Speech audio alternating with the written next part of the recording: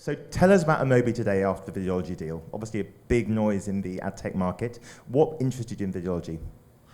So I've been working in the ad tech industry since 1998, and if there's one clear lesson I've learned over that time, it's that timing is everything. And so as an industry, we've talked about convergence and advanced TV, and we've had a lot of different terms we've tossed around for years, if not decades. But timing, for us, it was a question of looking at, okay, yes, industry stats about, as consumers, what are we doing on devices? Where are we spending our time in front of a TV versus our devices? And that's part of it, but the other part is that you have to have a sell-side market. You have to have the broadcasters and the programmers that are in a position where they really want to kind of lean in for what is bringing data into advanced television. But you also have to have, on the buy side, you have to have the agency ecosystem be in a position where it's really ready to start using that and converging maybe what be the TV investment teams versus what have been the digital trading desk. And so last year, we chose to place a bet, which is that we saw that convergence was finally emerging. We did a lot of assessment of the technologies that were available in the industry. And what we saw is that Videology had really been very unique in that, unlike all the other companies, including ourselves, by the way, on the Amobee and Turn platform side, that all the other companies were coming from a programmatic background. And the thing with programmatic is it was designed, when you think DSPs, SSPs, RTV, all these three-letter acronyms, it was designed for a world that came out of remnant display advertising, right? And it frames every problem like that. But TV, premium long-form video content, is very, very different. And Videology, to their credit, had designed for the ground up to solve the problems about how TV works, right? And so that was uniquely powerful. We thought it was the right technology at the right time, and it's had a huge impact on our business. So make it tangible for us. What does the Videology deal let you do now that you couldn't do before?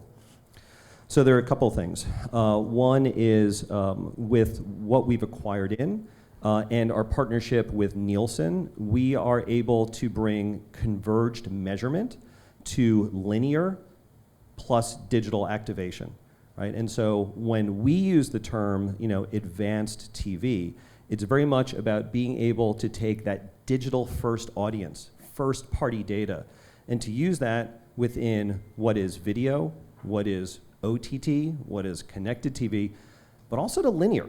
And if you look at the stats in the industry, even though there's double-digit growth within connected TV usage, if you look out, latest eMarketer stats were, if you look at 2022, so 3 years out, that linear television is still going to be 50% or more of the total TV budgets. So if you're going to solve the problem, then you really need to think holistically for many brands.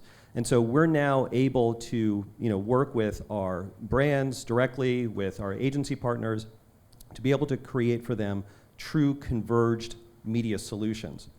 And the other thing that we're also doing now is working with Videology had already had a sell-side presence in bringing these same technologies to broadcasters, programmers, MVPDs. And that's also critical because if they're not positioned with the right tools to be able to sell the way that the advertisers want to buy, then it doesn't work on either side. Again, timing is everything, and making sure that all those parties are in the right mindset for how they want to transact, and then we can help as a partner with the technology and the data that enables it. So you mentioned timing there. My sense is, to some extent, it's the best of times and the worst of times in the TV ad market. Give us a sense of where you think advanced TV advertising is today. What's your kind of 10,000-foot view of where we've got to at the end of the decade? So I think, so obviously you have the consumer adoption of connected devices. Okay, check. We're now working with partners such as Univision to enable them to be able to now bring those data-enabled solutions into linear product packaging and be able to utilize that on the upfront basis.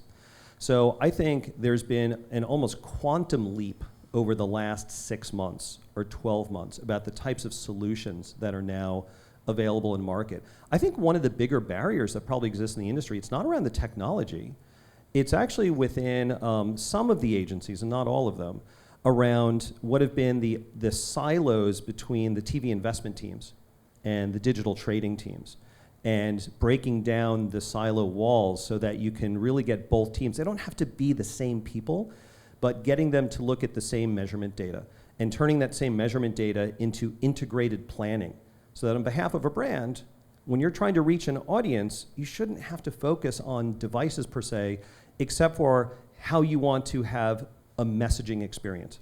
So we're converging, just not fully converged yet. I think there's a lot of friction to overcome, right? And you have decades of how industries have worked on both the buy and the sell side that needs to evolve. And kind of like we were saying earlier, the goal should not be to make TV just be like programmatic, because it's very different and has unique needs. But there's a tremendous opportunity to make programmatic work much more, or at least somewhat like TV, and kind of bring the best of those both worlds together. And there's definitely a sense of optimism here. The thing I'm seeing a lot less of this year is talk about GooFace.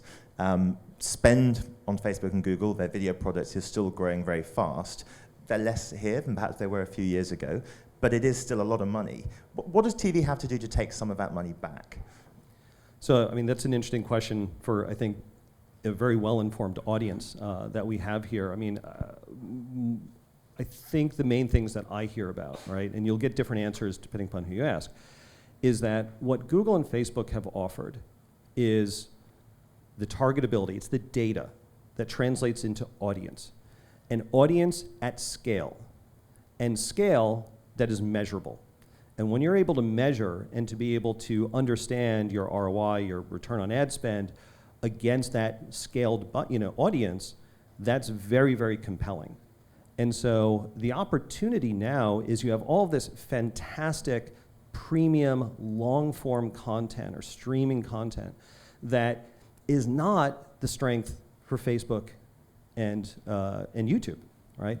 And so if the broadcasters, the programmers are now bringing the data that gives you the audience and the measurement to the scale they already have, they're now positioned to compete very effectively, which with much higher value ad units than what Google and Facebook have been doing. So the other big problem that everyone's talking about is the great fragmentation problem. So the good news is we have lots of really exciting pools of addressable inventory out there. The problem is there are lots of different pools.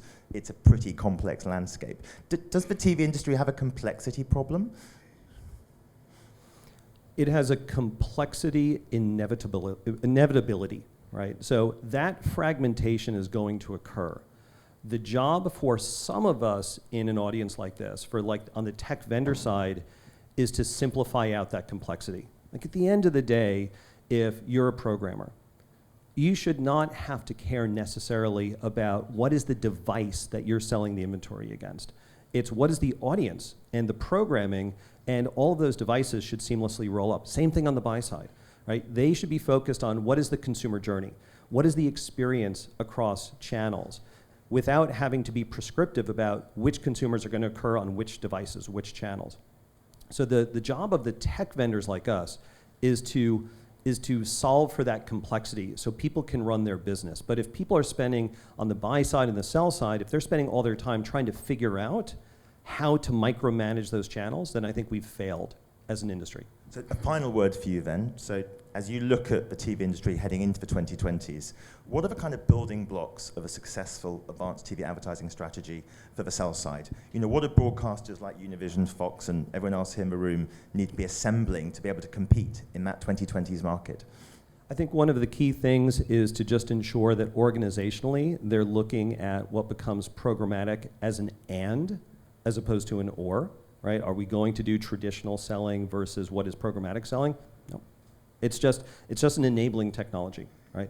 And it's the data-driven targetability, and it's the measurement, right? Because when we bring those together, you've got the scale, and now you have that audience activation because it's data-enabled, and you have the measurement that an example of would be we're working with some of our brands to connect offline product sales to attribution across digital and linear television.